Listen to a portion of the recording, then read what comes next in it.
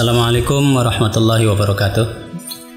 Bismillahirrahmanirrahim. Alhamdulillahirabbil alamin wassalatu wassalamu ala asyrafil anbiya'i wal mursalin sayyidina wa maulana Muhammadin wa ala alihi wa sahbihi ajmain. Qala al-musannifu rahimahullah wa nafa'ana bi'ulumihi fid dharain amin ya rabbal alamin. Faslun nawaqidul wudu'i. Faslun utawi kiku fasal suwiji nawaqidul wudu'i utawi piro-piro batale wudu iku arba'atu asya'a patang perkara. Al awalu utawi kang pertama iku al khariju sesuatu kang metu min ahadis sabilaini saking salah sijine dalan loro, min kubulin saking kubul au duburin atawa dubur, rihun rupa angin au khairuhu atawa selainnya angin, illal maniya kecuali mani.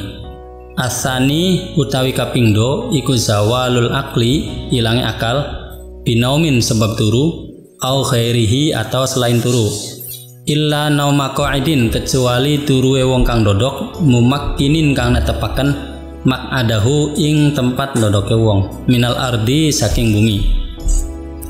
Asalisu utawi kaping telu iku iltiqa'u basyarotai rajulin ketemue atau tempele kulit loro wong lanang wa mraatin lan wong wadon, kabiro ini kang gede karone, ajnabiya ini kang sejen karone, min khairi hailin saking tanpa aling-aling.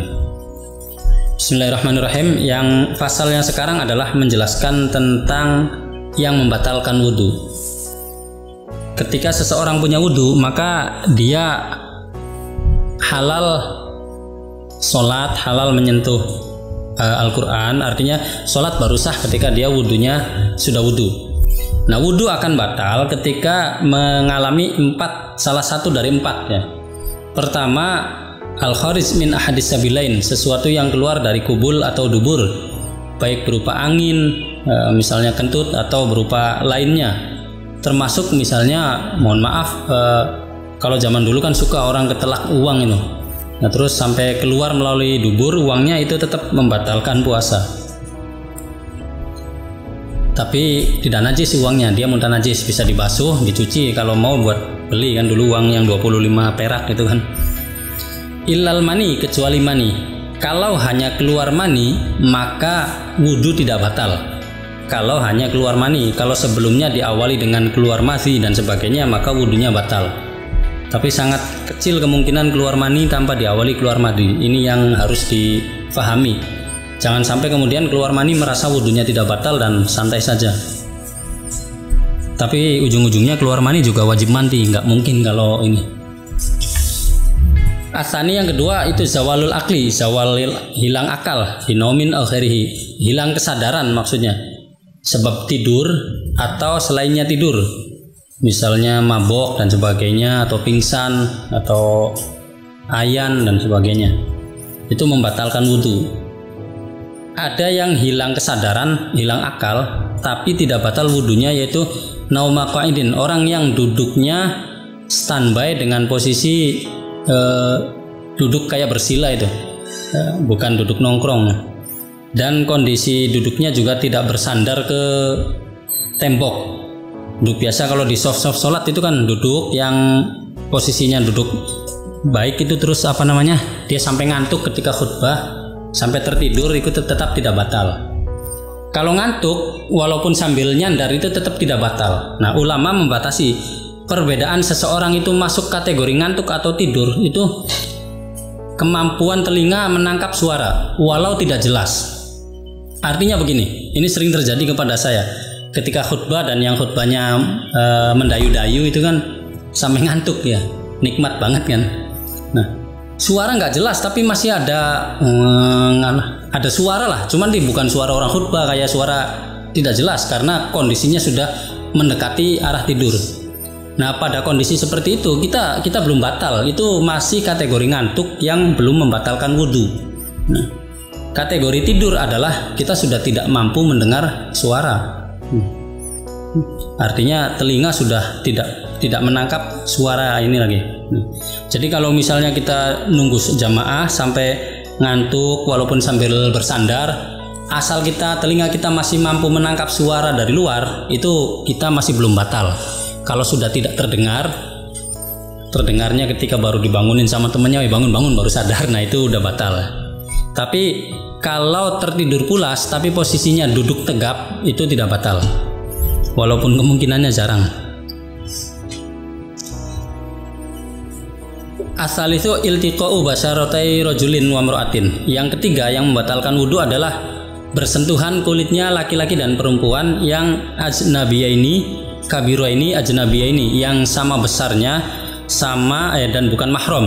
Ajnabiyaini itu tidak ada ikatan mahram. Kategori besar dalam hukum-hukum fikih adalah balagha haddas syahwah, sudah punya rasa tertarik kepada lawan jenis, itu sudah kategori besar. Kalau kita seorang anak kemudian sudah mulai tertarik terhadap lawan jenisnya, biasanya indikator tertarik lawan jenis itu kan bagi anak-anak yang baru tumbuh itu kan sudah mulai malu main bersama main-main sama anak-anak perempuan. Kalau masih kecil itu kan renang bareng, bon-bonan kalau istilah di Ciwaringin itu, dia biasa-biasa saja. Tapi begitu sudah mulai besar, malu, ada mulai. Nah, ini sudah membatalkan wudhu. Sudah punya hasrat, bahasa Arabnya balagha haddas syahwati, sudah punya hasrat terhadap lawan jenis, itu kategori sudah besar. Ketika terjadi persentuhan kulit tanpa penghalang, maka wudhunya batal. Baik yang disentuh ataupun yang menyentuh, baik sengaja ataupun tidak, itu batal. Ini dalam madhab kita, madhab Imam Syafi'i.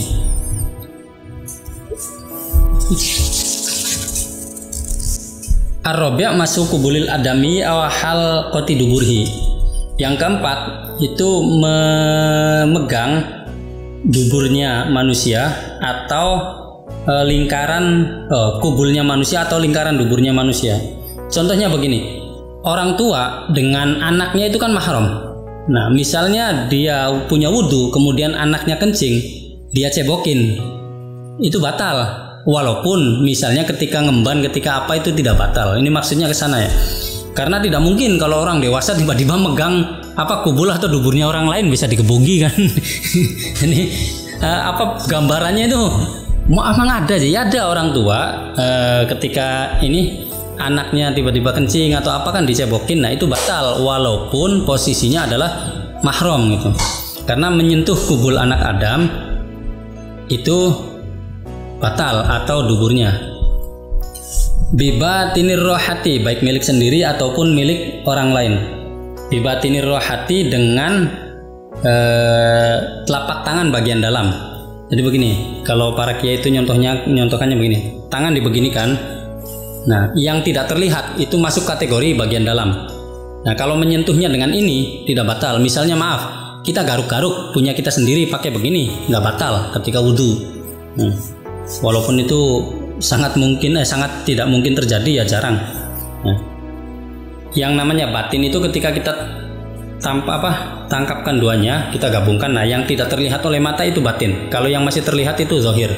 Ketika kita pakai ini ngaruk-ngaruk dubur kita itu tidak batal ya. Tapi kalau pakainya ini batal.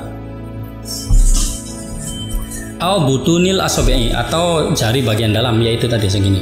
Nah, itu yang membatalkan wudhu dalam yang diuraikan dalam kitab Safinah ini. Jadi diulangi, yang pertama itu al-kharij min ahadis sabilain, yang keluar dari kubul maupun dubur, baik berupa angin atau yang bukan angin, baik berupa angin ataupun benda.